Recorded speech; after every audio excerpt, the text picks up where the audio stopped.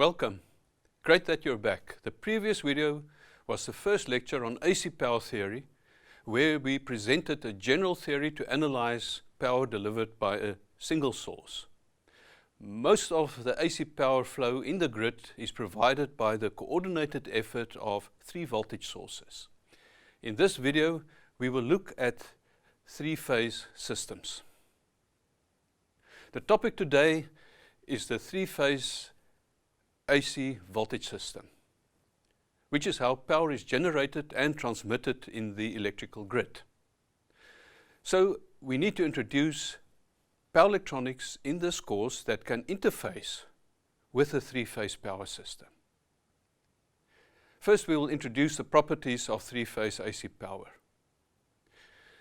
Then we will derive the basic equations for the voltage, power and current in balanced 3-phase AC systems. And finally, we will show how a power electronic circuit can convert DC voltage into 3-phase AC voltage. The electric grid is a system based on AC voltages.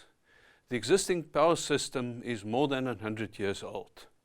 So it comes from the time before we had computers. Even though the number of grid components are currently increasing, the DC based on DC, AC is still dominating the grid. The overhead power lines that you frequently see alongside the road are carrying 3-phase AC. If you go into a power station, this is what you may find inside. This is a synchronous generator powered by a steam turbine at the back. The steam can be generated using coal, gas, nuclear power, or other sources of heat. Here is the generator, a large electrical machine made from steel and copper. In the stator are windings where the 3-phase AC voltages are generated. And here is the extended rotor. This part supplies current to an electromagnet on the shaft of the generator. And as the rotor electromagnet turns, it generates AC voltage in the stator of the machine. So how does an AC generator work? Here is a simplified cross-section. The electromagnet on the rotor generates a constant magnetic field. The magnetic field then couples with the coils in the stator.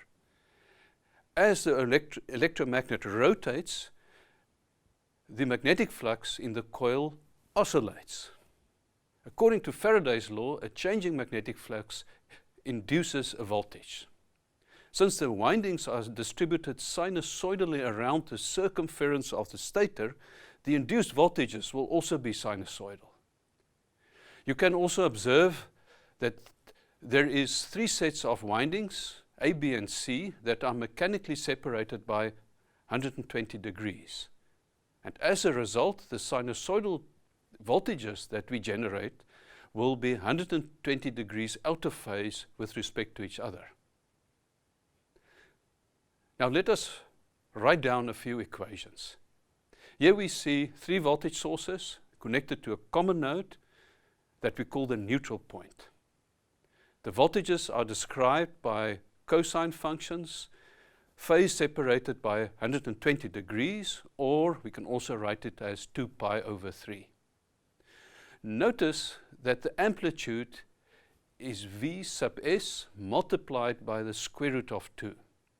So V sub s is the effective value of the voltage, also known as the RMS value. How much power is delivered by this 3-phase generator?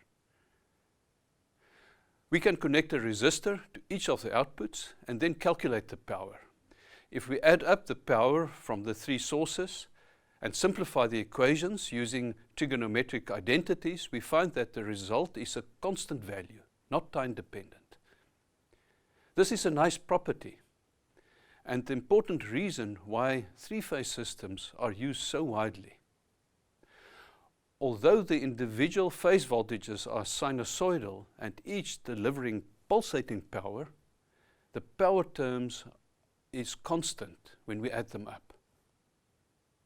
Next, we calculate the return current of the neutral point, I sub n. If we have a balanced load, we find that the return current is 0. It means that we do not need a return cable. So in a three-phase system, we only need 3 conductors, making the transmission of power simple and cost-efficient. Up until now, we have been talking about AC power, which is generated by electrical machines. But we can also generate three-phase voltage when we have a DC source, for example, solar cells or a battery. If we want to feed the power into the grid, then the DC must be converted to three-phase AC at 50 Hz. This can be accomplished by using switches constructed from transistors and diodes. Here you see a three-phase inverter. Basically, it consists of 3 bidirectional DC-DC converters where we modulate the duty cycle as a sine function.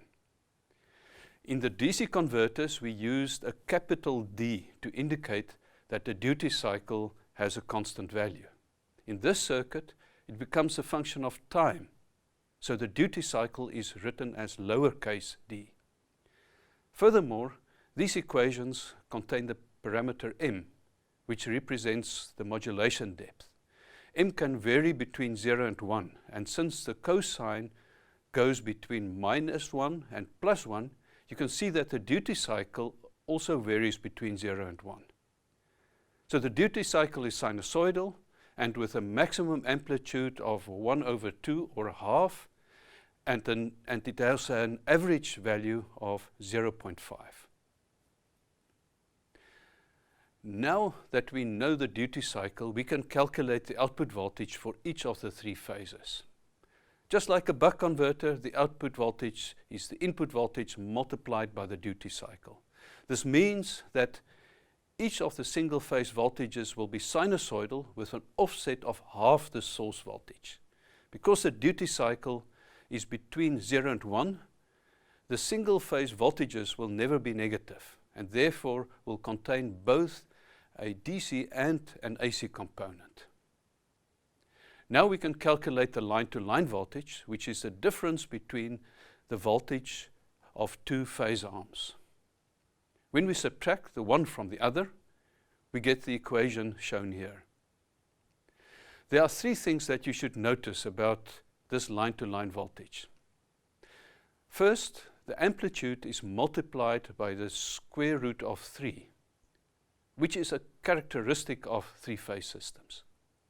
Second, we find that there is a pi/6 term, showing that there is a 30-degree phase shift between the line-to-line voltage and the phase voltages. And third, we see that this voltage does not have a DC component anymore. The individual phases had a DC component, but the line-to-line voltage, these DC components cancelled out.